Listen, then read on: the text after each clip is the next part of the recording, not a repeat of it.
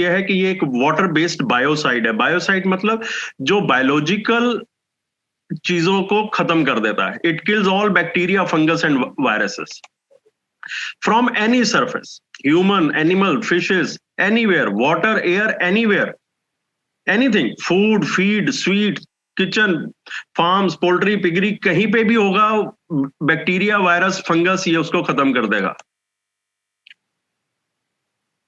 Non irritant है, मतलब इंसानों के लिए या मल्टी सेलुलर को कुछ नहीं करता। नॉन पॉइजनस है, कोई हार्मफुल इफेक्ट नहीं है।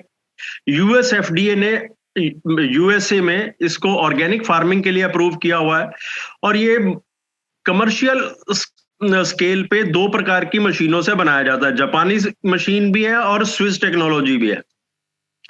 ये टेक्नोलॉजी वेल रिसर्च्ड है और बहुत ज्यादा पब्लिश्ड है। सबसे बड़ी बात यह है कि इसकी मारक क्षमता किसी भी दूसरे सैनिटाइजर के मुकाबले में बहुत ज्यादा है। इसको 4th स्टेज सैनिटाइजर कहा जाता है। ये कुछ माइक्रोबियल एनालिसिस हुए थे, ये उसके रिजल्ट है कि अगर इलेक्ट्रोलाइज पानी से किसी सरफेस को साफ किया तो बैक्टीरिया आ ही नहीं पाए। एडवांटेज ऑफ एनोलाइट, इसका ओआरपी हाई होने के कारण किसी भी दूसरे प्रकार के जो डिसइंफेक्टेंट हैं, जैसा कि फूड में क्लोरामाइंस यूज होते हैं, मिल्क में सोडियम हाइपोक्लोराइट यूज होता है, मिल्क और मेडिकल साइंसेज में हाइड्रोजन परऑक्साइड यूज होता है, और बाकी डिसइंफेक्टेंट में बहुत सारे सोडियम बेस्ड डिसइंफेक्टेंट होते हैं। उन सब से इसका, क्योंकि ओआरपी ज्यादा तेज है, इसकी मारक क्षमता बाकियों के मुकाबले बहुत ज्यादा हो जाती है। ये बहुत सारी बीमारियों में होने वाले बैक्टीरिया और वायरस, फंगस को मारता है, जिसके कारण meningitis, pneumonia, digestion problems, typhoid, jaundice, polio, TB और स्किन इंफेक्शंस को रोक पाता है। एनोलाइट एलिमिनेट्स, एनोलाइट किसी भी बैक्टीरिया, वायरस, फंगस को मारकर खत्म करता है। ये उसको रेजिस्टेंस पैदा करने का मौका नहीं देता। ऐसा नहीं है कि आज अगर हमने इस्तेमाल किया तो जिस सरफेस पे हमने इस्तेमाल किया तो वहां के बैक्टीरिया बाद में रेजिस्टेंट हो जाएंगे। बहुत सारे हमारे, जैसे हाइड्रोजन परऑक्साइड है, फूड इंडस्ट्री में यूज होता है, इसका झटका खा के बैक्टीरिया थोड़ी देर के लिए सो जाते हैं, पर समय पाते ही वो दोबारा से उठ जाते हैं। जैसे दूध को कई बार हाइड्रोजन परऑक्साइड या सोडियम बाइकार्ब डाल के उबाला जाता है, उस झटके से बैक्टीरिया थोड़ी देर के लिए सो जाते हैं, पर बाद में वो बैक्टीरिया वापस आ जाते हैं और फिर से दूध खराब होने के चांस बन जाते हैं। Absolutely non poisonous, non toxic है। ये लिक्विड फॉर्म में, सॉलिड फॉर्म में या इवन मिस्ट फॉर्म में, एरोसोल में फॉर्म में भी अप्लाई किया जा सकता है। जल्दी ही डिसइंटीग्रेट हो जाता है, इसका कोई रेजिडुअल इफेक्ट नहीं है, और इसको किसी चीज से न्यूट्रलाइज करने की आवश्यकता नहीं पड़ती, पर्टिकुलरली फॉर डिस्पोजल पर्पसेस। ये इकोलाई जैसे जो बैक्टीरिया डायरिया पैदा करते हैं, उनका load to the power 7, to the power 7 का मतलब, टू द पावर 6 का मतलब होता है मिलियन, टू द पावर 7 का मतलब होता है 10 मिलियन से ज्यादा। अगर कोई बैक्टीरिया या वायरस जो है वो 10 मिलियन से ज्यादा है, 1 करोड़ की संख्या से ज्यादा है, तो इकोलाई जिससे डायरिया होता है उसको ये 5 मिनट में खत्म करता। बाकी इंटेस्टाइन के अल्सर्स और इंटेस्टाइन के बैक्टीरिया को 2 मिनट में खत्म करता। मैंने एक टर्म यूज किया ग्राम नेगेटिव और ग्राम पॉजिटिव, इसमें कंफ्यूज मत होइएगा। ये एक प्रकार के स्ट्रेन है जिनसे इन बैक्टीरिया को आइडेंटिफाई किया जाता है लैब में, बट ये अलग अलग बीमारियों को कॉज करते हैं। ग्राम नेगेटिव जो है ये स्किन के ऊपर रहते हैं, ये इनको ऑक्सीजन की जरूरत पड़ती है, तो ये स्किन के ऊपर रहते हैं, ये एरोबिक बैक्टीरिया है। ग्राम पॉजिटिव वो हैं जो हमारे पेट के अंदर पलते हैं, मतलब अंधेरे एनवायरनमेंट में, एनारोबिक एनवायरनमेंट में पलते हैं। फंजाई, फूड की जो फूड को सड़ा देते हैं, ऐसे फंगस, ये अगर ये 1 करोड़ 10 लाख से 1 करोड़ के 10 लाख तक होंगे तो भी 5 मिनट में खत्म हो जाते हैं। ये वायरस जिसमें कि पोलियो वायरस, हेपेटाइटिस वायरस और HIV-1 वायरस भी हो, तो ये उसको 2 मिनट में खत्म करता है। कोई व्यक्ति अगर HIV-1 वायरस के बारे में, इसकी एफिकेसी के बारे में पेपर चाहेगा तो मैं भेज दूंगा। ये फोटोग्राफ, अब मैं थोड़ी सी साइंस के बारे में बताता हूं। ये फोटोग्राफ हम सब ने देखा हुआ है। हमें मालूम है कि हमारे यहाँ जो हमारा जहाँ एनोड है वहां पे एसिडिक मटेरियल इकट्ठा हो रहा होता है और इसी को हम एनोलाइट कहते हैं। और हमारे कैथोड पे जहाँ कैथोलाइट, जिसको हम कंगन वाटर कहते हैं, जो हाई अल्कलाइन पानी है, वो कैथोलाइट है। बट इसके बनने के प्रोसेस में एक ये केमिकल बनता है, इसको हाइपोक्लोरस एसिड बोला जाता है। ये टोटल एनोलाइट में 0.04% होता है। इसको बनाने के लिए बहुत ज्यादा जरूरी है, साइंस कहती है कि सोडियम क्लोराइड सॉल्यूशन, नमक के सॉल्यूशन में ही ये बनेगा। अगर नमक का सॉल्यूशन हम नहीं देंगे तो एनोलाइट और कैथोलाइट नहीं बनेंगे। यानी हम लोग एनोलाइट और कैथोलाइट बनाते हैं जब कोई विकट बीमारियां होती हैं, जहां लोगों की लाइफ सेविंग की बात होती है, जहां परेशानी बहुत बड़ी होती है, वहां हम एनोलाइट या कैथोलाइट बनाने की बात करते हैं या एनोलाइट और कैथोलाइट देने की बात करते हैं। ये बन ही नहीं सकता अगर सोडियम क्लोराइड सॉल्यूशन बीच में नहीं है तो, क्योंकि ये इस एनोलाइट में जो मारक क्षमता है वो HOCl से आनी है, हाइपोक्लोरस एसिड से आनी है।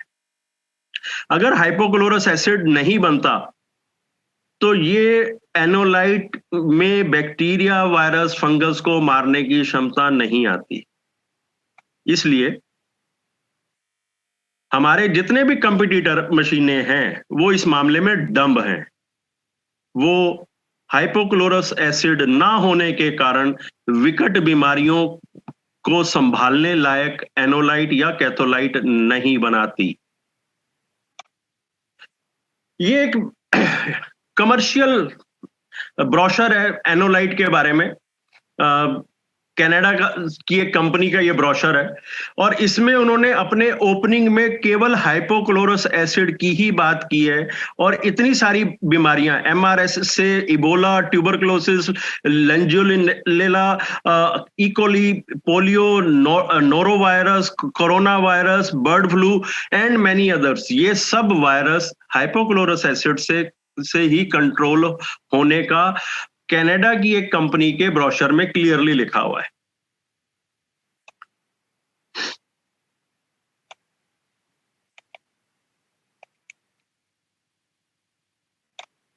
ये एक प्रूफ है कि अगर एक स्लाइड में को पानी से धोने की कोशिश करी और एक स्लाइड को इलेक्ट्रोलाइज्ड वाटर से धोने की कोशिश करी तो विद इन 2 मिनट्स बैक्टीरिया की कितनी तेजी से सफाई हुई है ये आपके सामने है कि इलेक्ट्रोलाइज्ड वाटर 2 मिनट में क्या कर सकता है। इसलिए कैनेडियन वेबसाइट पे क्लियरली लिखा हुआ है कि ये नेचुरल है, बायो फ्रेंडली है, it eliminates harsh pathogen and reduce time to clean. Anolyte काम कैसे करता है, यहां मैं 2 और सवालों के जवाब भी देता चलूंगा। आप नोट करेंगे कि अगर HOCl नहीं बन रहा, केवल OCl है, तो ये सेल वॉल को पेनिट्रेट नहीं कर पाता। वेयर एज HOCl ना केवल सेल वॉल को डैमेज करता, माइटोकॉन्ड्रिया जो कि हमारे शरीर में एनर्जी का सोर्स है उसको डैमेज कर देता है और अंदर जाके हमारे क्रोमोसोम्स को डैमेज कर देता है। इसलिए हम कहते हैं कि कोई भी हाई pH का पानी या जो हाईली एसिड या हाईली एल्कलाइन पानी नॉर्मली पीना नहीं चाहिए। केवल वे व्यक्ति जिन पे जीवन मृत्यु का प्रश्न बना हो, केवल उन्हीं को ये हाई एल्कलाइन या हाई एसिडिक पानी पीना चाहिए। क्योंकि अगर HOCl है जो कि सोडियम क्लोराइड की प्रेजेंस के कारण होगा ही होगा, वो आपके सेल्स में जाके माइटोकॉन्ड्रिया और आपके क्रोमोसोम्स को अफेक्ट कर सकता है। इससे और बहुत सारी प्रॉब्लम्स शुरू हो सकती हैं। इसलिए कहा जाता है कि हाई एल्कलाइन या हाई एसिडिक पानी नहीं पीना है। जो जैसे मैंने पहले भी कहा कि जो आयोनाइजर इस प्रकार HOCl नहीं बना रहे, उनका HOCl ना होने के कारण वो सेल्स के अंदर नहीं घुस सकते, वो बैक्टीरिया, वायरस, फंगस को नहीं मार सकते। ये बनता कैसे एनोलाइट? पानी, नमक और बिजली, and it makes a powerful biocide. How to control it? pH अगर स्लाइटली एसिडिक है तो इसका पर्पस बदल जाता है, ये ब्यूटी वाटर बनता है और इंसानों में या पौधों में नॉर्मल सी बीमारियों को, या जैसे डेयरी में, पोल्ट्री में सैनिटाइज्ड एनवायरनमेंट बनाने के काम आता है। अगर हाईली एसिडिक हो जाए तो फंगल और वायरस बीमारियों को भी खत्म कर पाता है। ORP अगर 400 से 450 है तो कम से कम 30 मिनट तक उसके एक्सपोजर की जरूरत हो सकती है बीमारियों को हटाने में। अगर ORP 600 से 650 है तो 2 से 5 मिनट में बीमारियों को खत्म करेगा, और उसकी एप्लीकेशन हॉस्पिटल्स में, बेकरी वगैरह में होती है। अगर ORP 850 से 1100 के बीच में है तो ये वायरस को भी मारेगा और 2 से 5 मिनट में अपना काम खत्म कर देगा। अगर हम अब क्लोरीन के सॉल्ट के साथ थोड़ा सा प्ले अराउंड करना चाहें तो इसकी कंसंट्रेशन 0.02 से लेकर 0.045% क्लोरीन तक वेरी कर सकती है, और इसके लगभग 50 सब्स्टिट्यूट मार्केट में अवेलेबल है। बिजली, हमारी मशीन नॉर्मली 5 से 6 एम्पियर में काम करती है, बट अगर हम बिजली की डेंसिटी को बदल दें तो हम अलग अलग ORP जनरेट कर सकते हैं।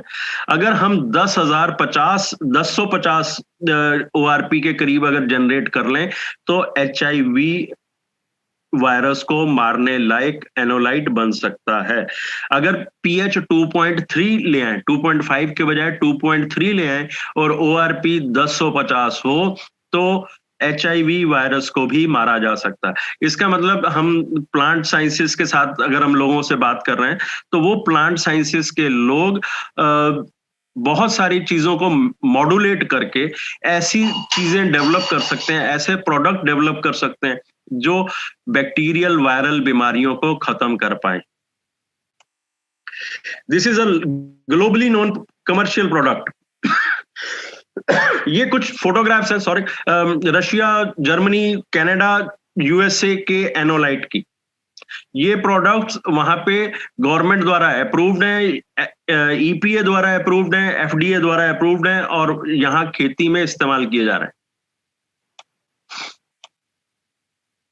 एनोलाइट बेसिकली स्टरलाइजेशन, डिसइंफेक्शन और वाटर प्यूरिफिकेशन के लिए काम आते हैं। बट ये अगर हम जहां कहीं भी किसी प्रकार से बैक्टीरिया, वायरस, फंगस या किसी इंफेक्शन को सोच सकते हैं, उन सभी जगहों में एनोलाइट की एप्लीकेशन है। वेटनरी साइंसेज में, पोल्ट्री इंडस्ट्री में, यहां ना केवल बीमारियों को रोकने में बल्कि पशुओं की सेहत बनाने में। मैंने कहा हमारी पानी के 2 गुण हैं। हमारे 5 पानियों को मिलाकर हम या तो न्यूट्रिएंट मॉड्यूलेट करते हैं या हम उनके एनवायरनमेंट को मॉड्यूलेट करते हैं, मतलब हम एनवायरनमेंट को सैनिटाइज करते हैं। सो या तो पशुओं के एनवायरनमेंट को सैनिटाइज कर दो या उनके पानी को सैनिटाइज कर दो जिससे उनकी सेहत बन जाए, या उनके पानियों में न्यूट्रिएंट इंक्रीज करने के लिए हम कंगन वाटर का इस्तेमाल कर सकते हैं। पिगरी फार्म, डेयरी फार्म्स, जितने भी पशुओं से रिलेटेड एक्टिविटीज हैं, इनमें सैनिटेशन इंपॉर्टेंट है। इनमें जो रॉ मटेरियल के रूप में पानी इस्तेमाल हो रहा है उसकी सैनिटेशन इंपॉर्टेंट है। बाकी इंडस्ट्रीज में जैसे पेपर इंडस्ट्री, वाइनरी इंडस्ट्री, ये कुछ ऐसे बायो प्रोड्यूस पैदा करते हैं। फूड इंडस्ट्री है, होटल इंडस्ट्री है, ये लोग कुछ ऐसे वेस्ट पैदा करते हैं जिनमें बहुत बदबू पैदा हो जाती है। नॉर्मली बायोलॉजिकल वेस्ट होता है इनका, जो नदी नालों में गिरता है तो वहां पे बायोलॉजिकल ऑक्सीजन डिमांड, BOD की प्रॉब्लम क्रिएट कर देता, और जहां जहां वो सॉलिड कचरा उनका गलता है वहां पे बदबू पैदा कर देता है। वहां अगर एनोलाइट का स्प्रे करवाया जाए तो बदबू से छुटकारा पाया जा सकता है। आप लोग म्यूनिसिपैलिटीज को भी अप्रोच कर सकते हैं एनोलाइट द्वारा उनकी जो सॉलिड वेस्ट डंप्स हैं या जो गली सड़कों में या मोहल्लों में जो कूड़ा घर होते हैं, उनसे जो बदबू उठती है उसको मैनेज करने के लिए भी एनोलाइट का इस्तेमाल किया जा सकता है। बहुत सारी इंडस्ट्रीज हैं, जैसे हमारे बहुत सारी इंडस्ट्रियों में वाटर कूलर लगे होते हैं, water cooler in the sense cooling tower लगे हुए होते हैं, और वो कूलिंग टावर धीरे धीरे, क्योंकि जमीनी पानी इस्तेमाल हो रहा था, तो उनके कूलिंग टावर्स जो है वो गलने लग जाते हैं। ऐसे ही डेयरी इंडस्ट्री में बहुत सारे बर्तन रोज धुलते हैं और बहुत सारी चिकनाई को साफ करना होता है, वहां पे नॉर्मली सोडियम बाइकार्ब सोडे का पानी इस्तेमाल होता है, वहां हमारा हाई अल्कलाइन पानी और हाई एसिडिक पानी द्वारा इन बड़े बर्तनों को धोया जा सकता है। कूलिंग टावर में non oxidising high alkaline water से अगर साफ कर दिया जाए तो उनको जंग लगने के आसार खत्म हो जाते हैं। Personal health care, agriculture and horticulture, सबसे ज्यादा खाना फसलें पैदा करने से लेकर उगाने तक और उगाने के बाद संभालने तक हर चीज में एनोलाइट का इस्तेमाल है। जो फल, सब्जियां या मीट जो मार्केट में आ जाता है, उनकी शेल्फ लाइफ बढ़ाने में भी इसका इस्तेमाल है। जो मटेरियल कोल्ड स्टोरेज में चला जाता है उसमें एक प्रकार की फंगस आती है जिसको फुजेरियम रॉट कहते हैं, तो फुजेरियम को कंट्रोल करने में भी एनोलाइट का रोल है। और इसके अलावा म्युनिसिपैलिटी के जो वेस्ट वाटर ट्रीटमेंट प्लांट्स है उनमें बहुत बदबू उठती है और उसमें बहुत सारा सॉलिड गंद निकलता है जिसको मैनेज करना जरूरी हो जाता है, वहां इसकी बहुत जरूरत है। एक मैंने अगला सेक्टर लिख रखा है cooling towers. Cooling towers normally बिल्डिंगों में भी यूज होते हैं, और अब जो एग्रीकल्चर का आजकल बड़ा माहौल चला हुआ है, लोग एग्रीकल्चर को लेके बड़े चिंतित हैं, तो आने वाले समय में पॉली हाउस में जो फार्मिंग होती है उसके ऊपर भी उसके लिए पॉली हाउसेस को ठंडा करने के लिए भी हमें कूलिंग टावर चाहिए होता है, और उन कूलिंग टावर्स में या तो बाद में एल्गी आने के खतरे होते हैं या कोई ऐसी बीमारियां वहीं कूलिंग पैड्स पे आगे बैठ जाती हैं जो बाद में पूरी क्रॉप को ट्रांसफर हो सकती है। उनकी क्लीनिंग के लिए भी एनोलाइट इस्तेमाल होता है। एग्रीकल्चर में क्रॉप इन्वायरमेंट को एनोलाइट डिजीज फ्री बना देता है। जब कहीं से बीमारी हटा दो वहां पे पौधा बहुत बढ़िया ढंग से ग्रो करने लगता है और क्रॉप यील्ड 20% से ज्यादा बढ़ जाती है। हेल्दी प्लांट्स में फर्टिलाइजर और पेस्टिसाइड्स की जरूरत कम पड़ती है, इसलिए टोटल मुनाफा 35% से भी ज्यादा हो जाता है। मैं खुद से आलू, गेहूं, मक्का, प्याज और कई सारी सब्जियों में 22 से 27% तक यील्ड इंक्रीज और 35 से 40% तक कुल मुनाफा बढ़ा चुका हूं। इसके अलावा हम ये जो हम सजेशन दे रहे हैं ये गवर्नमेंट की बहुत सारी स्कीम्स के साथ मैच करता है। एनोलाइट का इस्तेमाल करना फार्मर्स डबलिंग फार्मर्स इनकम जो गवर्नमेंट की स्कीम है उसमें पूरी तरह से फिट बैठता। Minimising farm expenses, soil health and sanitation, Paramparagat Krishi Vikas Yojana में मैच करता है। Mission organic value chain development में ये फिट बैठता है, और national centre for organic farming की स्कीम्स में ये बिल्कुल फिट बैठता है। इस पर इन चीजों से जुड़ी हुई एग्रीकल्चर संस्थाओं से आप बात करके वहां पे भी इसकी एप्लीकेशन करवा सकते हैं। रिसर्च विद एनोलाइट, ये कुछ रिसर्च पेपर्स के सिर्फ नाम आपके साथ शेयर कर रहा हूं। ये डेयरी इंडस्ट्री का एक पेपर है। ये रेडियोलॉजी और लैब ओरिएंटेड एनवायरनमेंट में इलेक्ट्रोलाइज्ड ऑक्सीडाइजिंग वाटर के द्वारा हार्ड सरफेसेस और इक्विपमेंट, मतलब हॉस्पिटल्स की डिसइंफेक्शन के बारे में एक रिसर्च पेपर है। ये बायो एरोसोल्स, मतलब जो हवा में बदबू फैली रहती है, उसका एनोलाइट द्वारा स्प्रे किए जाने से कंट्रोल किया गया, ये उस पे रिसर्च पेपर है। एनिमल प्रोडक्शन, बहुत सारे लोग पशुधन बढ़ाने में, कोई बर्ड्स को बढ़ाने में, कोई घोड़े पाल रहा है, कोई पशु पाल रहा है, गाय पाल रहा है, डेयरी कर रहा है, उनको बढ़ाने में, उनकी मल्टीप्लिकेशन सेंटर में इसका एनिमल प्रोडक्शन में इलेक्ट्रोलाइज्ड वाटर का काम है। जो लोग फ्रेश वेजिटेबल्स को काट के फ्रोजन बना के उसकी मार्केटिंग करते हैं, इसमें उसका इस्तेमाल है। ये एनडीआरआई करनाल का एक पेपर है जिसमें नॉन थर्मल अप्रोच, बिना पानी को गर्म किए फूड इंडस्ट्री के माइक्रो ऑर्गेनिजम्स खत्म करने के बारे में उनका एक रिसर्च पेपर। तो ये बहुत अच्छे से रिसर्च हो रखी है। ये कुछ मैंने काम किया था, बहुत पहले की बात है ये। 2 दिन के लिए ताजी सब्जियों को, कुछ सब्जियां ट्रीट करी, कुछ सब्जियों को बिना ट्रीट किए मैंने रख दिया। 48 घंटे 38 डिग्री टेम्परेचर पे बिना पंखा चलाए खुला छोड़ के रखा था। आप देख सकते हैं कि जो ट्रीटेड नहीं थे वो सड़ गए थे, और जो ट्रीटेड थे वो कुम्हला तो गए थे, उन पे रिंकल्स तो आ गए थे, पर वो सड़े नहीं थे। ये मेरा एक दूसरा ट्रायल था जहां मैंने 2 लीटर एनोलाइट से, जहां मैंने लगभग 1550 किलो आलू को ट्रीट किया था। 2 लीटर एनोलाइट से लगभग 1550 किलो आलू को ट्रीट किया था। और आप देख सकते हैं कि किसान का जो नॉर्मल सैनिटाइजर, जो फंजीसाइड इस्तेमाल होता था, वो 920 रुपए लीटर वाला था। और सेकंड में मैंने उनके नॉर्मल मटेरियल के साथ अपना सैनिटाइजर ऐड कर दिया, और तीसरी बकेट में केवल सैनिटाइजर है।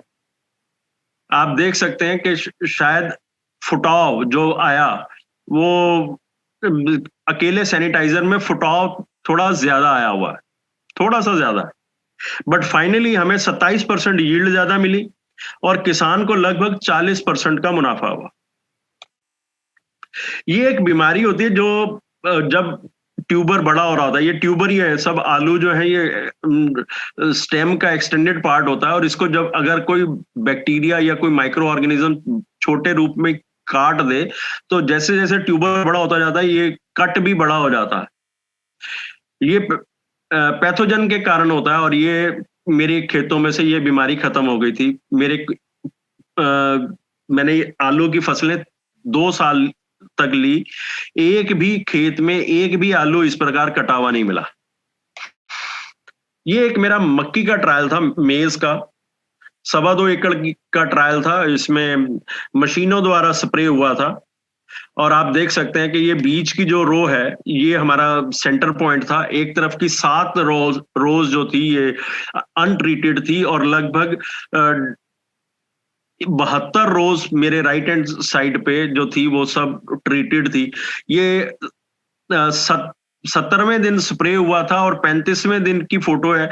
आप देख सकते हैं कि एक राइट हैंड साइड की क्रॉप और लेफ्ट हैंड साइड की क्रॉप में कितना फर्क है। टोटल में हमें 22% क्रॉप यील्ड मिला, और किसान का मुनाफा लगभग 35% बढ़ा।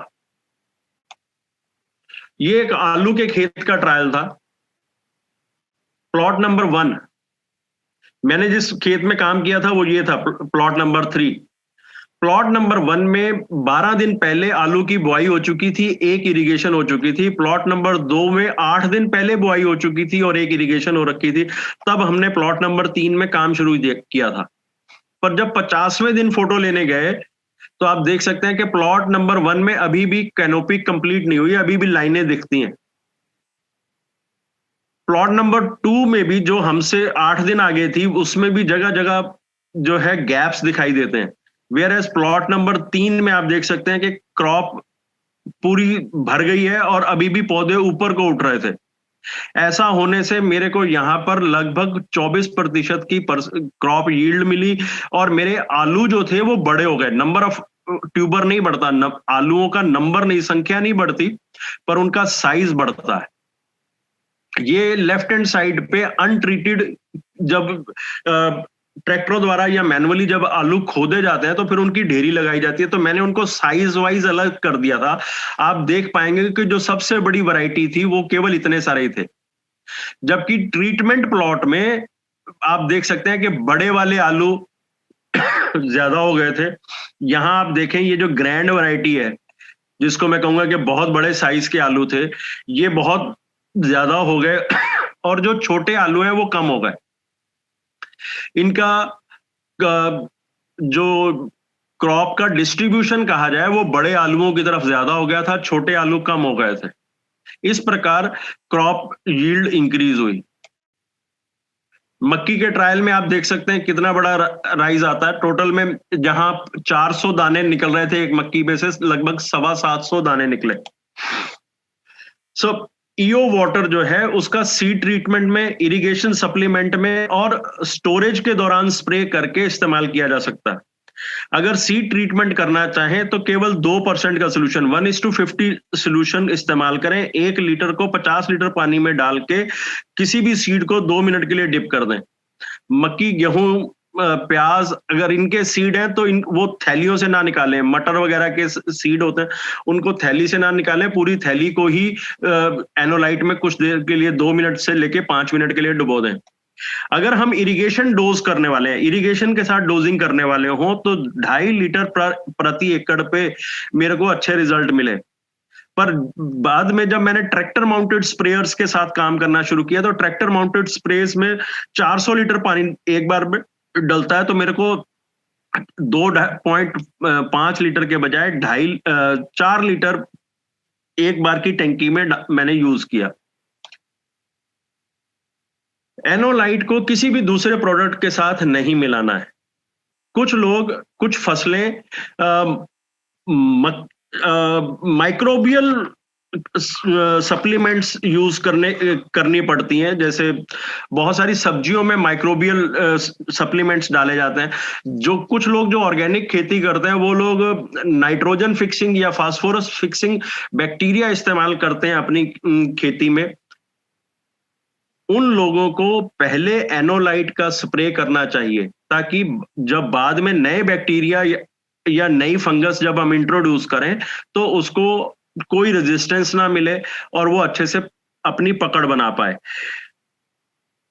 ये एनोलाइट अपना काम आधे घंटे में कर देता है, उसके बाद उसके कोई रेजिडुअल इफेक्ट नहीं होता, वो किसी चीज के साथ इंटरफियर नहीं करता।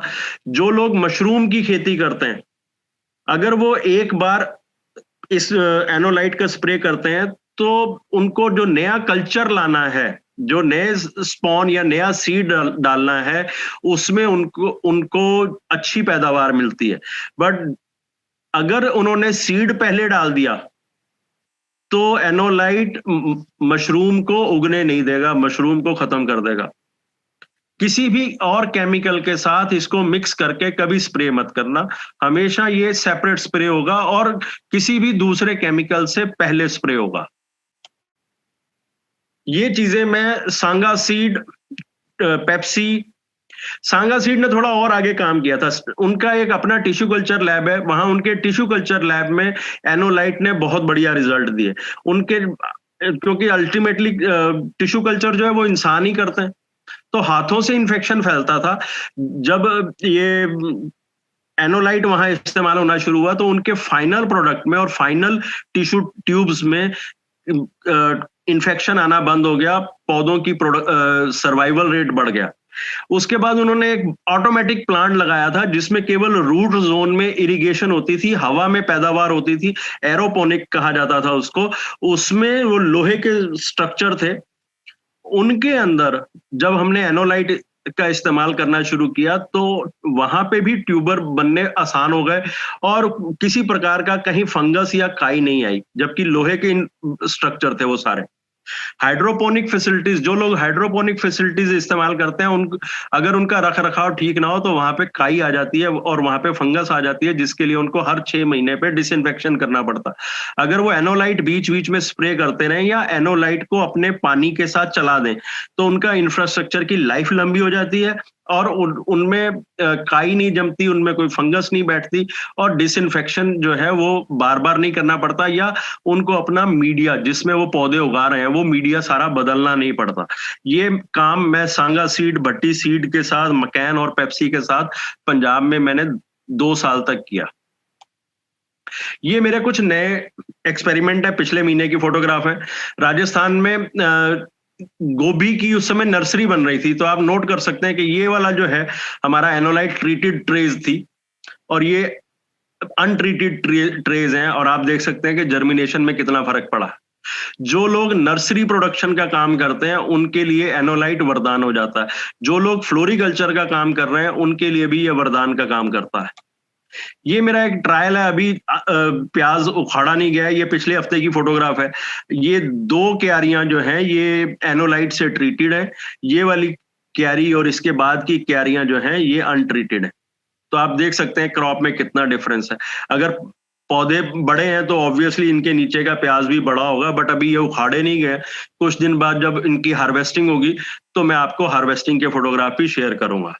सो this is what I wanted to tell you about anolyte, and quickly मैंने कुछ खत्म कर दिया। मैं चाहता हूं कि अगर आप लोगों के क्वेश्चंस हो तो we can discuss it further. Thank you. Let me just tell for everybody से जब सर